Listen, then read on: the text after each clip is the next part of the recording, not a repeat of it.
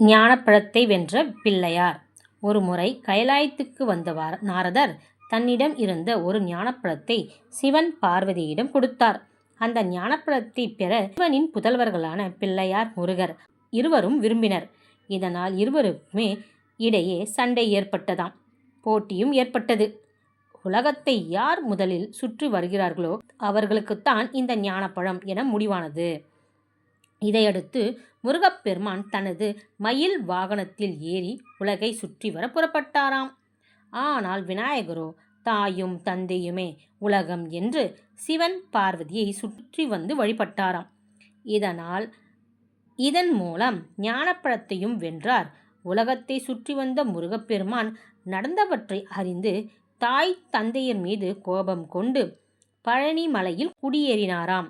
இதன் மூலம் பெற்றோரே உண்மையான உலகம், அவர்களை வழிபடுவதே உண்மையான ஞானம் என்ற தத்துவம் உலகிற்கு எடுத்துரைக்கப்பட்டது.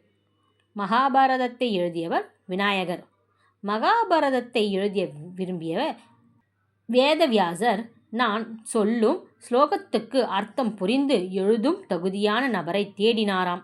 இறுதியாக வியாசர் விநாயகப் பெருமானையே இதற்கு தகுந்த நபர் என்று கருதி அவரிடம் நான் உருவாக்கும் மகாபாரத காவியத்தை தாங்கள் எழுதி தர வேண்டும் என வேண்டுகோள் விட்டாராம்.